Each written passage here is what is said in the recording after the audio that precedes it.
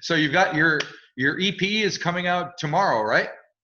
Yeah, it is. How are you feeling about it? Pretty terrified, actually. Why is that? Very, very. Because I've never ever released any full body of work before, so this is the first time I'm putting out like a cohesive amount of songs rather than just singles, and I'm nervous about the reception and meeting all the expectations I've set for myself and learning to adjust them. Well, just lower them. That's all. That's the easy thing. So, you've got a couple, like you said, you have a few singles out. Are they all on the EP, or what are we going to hear when we finally hear it tomorrow? So earlier in the year, I put out a track called Sugar Bones, and that is not off the EP, but that was a precedent to the EP, kind of setting the style that I'm going to. And what is that style? It's kind of like pop rock, but with a very acoustic feel, because I am based on an acoustic guitar. Okay. And yeah, I would say just like singer-songwriter, but a little more. I like to think of it as singer-songwriter with more fleshed out and more alternative influences on top of it. Okay. The EP itself is going to have the two singles that I've already put out from the EP are Birthday Girl and Plains of Venus, which have come out over the past month. And then tomorrow, full EP has two more songs called The Cutlery and Dizzy. Very good. And so we've heard a couple of those. What can you tell me about the two new songs, Cutlery and Dizzy? So both of these songs I've been playing quite a lot around just the live performances that I've done over the past couple years. And all four songs on the EP are stuff that I wrote during high school, and I decided to put out because they were the ones that audiences, when I was gigging, were receiving the best. And Dizzy, in 2018, that won the Best Lyrics Award from APRA for Smoke Free Rock Quest. And it's a song it's actually about like teenagers picking up bad habits to cope with struggles in high school, and just the difficult experiences of growing up. I find that a lot of the people that I grew up with turned to bad things like drugs or alcohol, and I think treated them in a very abusive way just to figure out a way to deal with it. And from the outside looking out on them, I kind of wrote the song as a story, essentially as though their relationship to those bad things was a toxic romantic relationship, and that's what Dizzy is about. Cool. And did you manage to avoid those bad things yourself? Yeah, I think good. I did. That's the important thing. And I never want it to come across like I'm speaking badly of the people who did fall into those things, but it was just very sad for me to witness the relationships are not healthy with these things, and that made me really sad because it seemed like such a waste and such an unfortunate thing for teenagers to get into, especially. Right. And then the other song, The Cutlery, that is it's kind of the most dramatic, big, lengthy song. It's definitely the longest on the EP and one of the longest I've written. And it's very much a journey. The first part talks a lot about mental health, and very much from the perspective of, I think that in art and music in particular, we connect mental health issues to making successful art, if that makes sense. And it's really bothered me in the past few years seeing that people will attribute people's success in art to their mental health issues, if that makes sense. So like, oh, you might make a better song if you're depressed, or if you go and get help, that's gonna hurt your work. And I think really damaging concept to put out. Yeah, I've heard that quite a bit, on both sides. Yeah. And your kind of attitude about it is the one that's being more prevalent these days, because I think people are a little more enlightened about how things are going in that direction. So yeah, I think you're right. Now, since we're here in New Zealand, I've been talking to musicians all over the world. They're all in lockdown still. You and I are not, thank goodness. Have you had a chance to get out and play out or do anything in the last couple of weeks? I haven't yet. I've got a gig coming up in September at Valhalla with Ivy Blue, but to tell you the truth, I moved to Wellington at the start of this year, and so I had about a month before we went into lockdown to find gigs, and I've been trying to break into the scene. And so I had this month where I didn't get anything, and then I got one gig, but it got cancelled because we went into lockdown. And then after that, because live music is just starting back up, it's quite scary for businesses to be taking chances on artists they haven't heard before. Right. So I'm just kind of pushing my way into it now, and hopefully I'll find some more live So music. did you open for Elton John? Yes, I did. Well, that's pretty big. I mean, Yeah. and tell me, you got to give me some kind of backstage story or something about that. How did it go?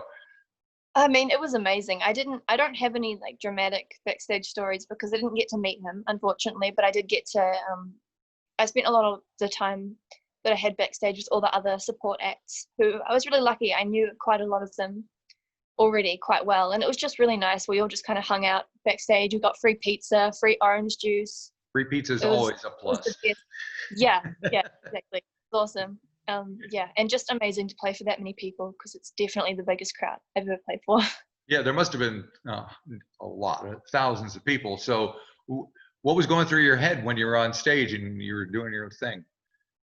I was really hoping that people wouldn't mind that I was playing original stuff because I think in a setting like that, people are pretty inclined to just listen to whatever as long as it's good. But Yeah. I've done so many slots and performances where if you're not playing covers, people don't know how to take it or they won't respond well. So I didn't feel particularly nervous about the audience size, but I was just thinking, I really hope people like what I'm playing. And the reception seemed to really. Very cool. And you didn't want to come out singing Goodbye Yellow Brick Road or something like that. It probably No. No. Let's see. I read somewhere where you took a songwriting workshop with Bick Runga.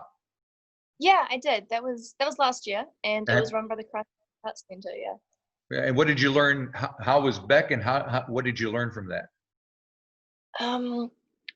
So the process was that we went and we kind of there were about 20 of us, I think, in that group, and really it was a privilege just to meet so many other people in New Zealand and share each other's writing styles and learn how other people work through things. And we kind of workshopped our own ideas through it and got each other's help. And actually the lead single off this EP, Birthday Girl, was one that I started writing at that workshop. And had a bunch of female artists helping me with that, with Ebony Lamb and Kendall Elise, people I remember know them being both, in that. yes. Yeah. Yeah, they were really kind to me and very helpful. And there were quite a lot of people who helped me just kind of condense that song and figure it out at that particular workshop. It was just a beautiful experience. And Beck is lovely. Yeah, I'm sure she is. and for a non-songwriting person like myself, what does it mean when somebody helps you write a song? What is it that they're talking? Are they talking to you? Or are they physically writing lyrics? What does it consist of? So I've never properly written a song with anyone else. To me, it's always been, with a couple of exceptions, the stuff that I've always released. Mm-hmm. Well, the stuff that I've always released has been solely written by me. But at that workshop, when I say they helped me, they were sitting with me and telling me which melodies that I was singing to them they liked the best and which they thought would work. And I ignored a lot of it because I'm a very fussy person.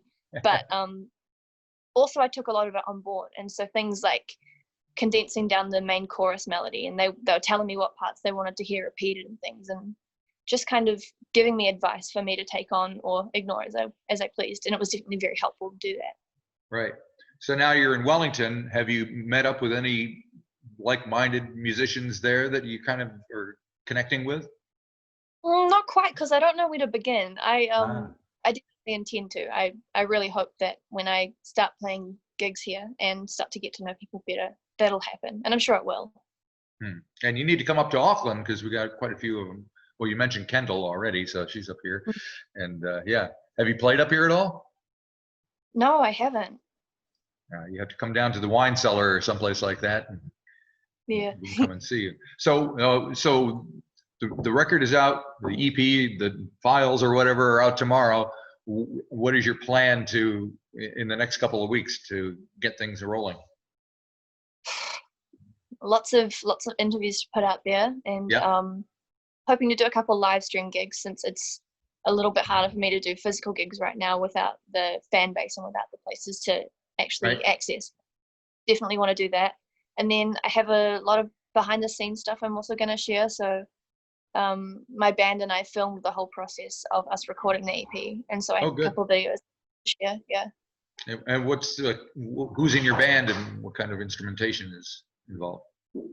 So when I said my band, I two of my best friends from high school, Tyler Blythe and Natalie Bennett, they were in a band at high school that I was not in. Okay. And then after high school, they were like, they just said, when I asked them, I said, can I steal you? Can I get you guys to come and jump on this EP with me? And they said, yeah, sure. And now we do gigs every now and then together, and we worked on this whole thing together, and the EP is very much a construct of what us three made. And that's Tyler's my drummer and Natalie is my bassist. Ah, cool. All righty. Well, hopefully you'll get out on the road fairly soon, and maybe even come up here in Auckland and see us. It would be fantastic. But good luck with the EP. It's called, the EP, the title is called what? Cider, right? Yes, Cider. Yeah, I got it. Why is it called that? It's called Cider because, first of all, I have an infatuation with just words that sound nice, and it just happened to be a word that I really like the sound of. But also because the EP is like a culmination of what I wrote through my teenage years, and now I'm becoming an adult, which is horrible growing up, very scary. But the lead single, Birthday Girl, is very much about like becoming 18 and having all these new responsibilities. And I'm also releasing this now that I've moved out and I'm living on my own. And so we called it Cider because cider is like possibly the most babyish and like fruity alcohol I can think of. Like very much a stepping stone, a symbolic stepping into adulthood, but still clinging on to being young. Gotcha. Well, good luck with everything. Thank you for talking to me. Have a great rest of the day, and we'll hopefully see you up here soon. Yes. Thank you, Marty. Okay. Bye-bye.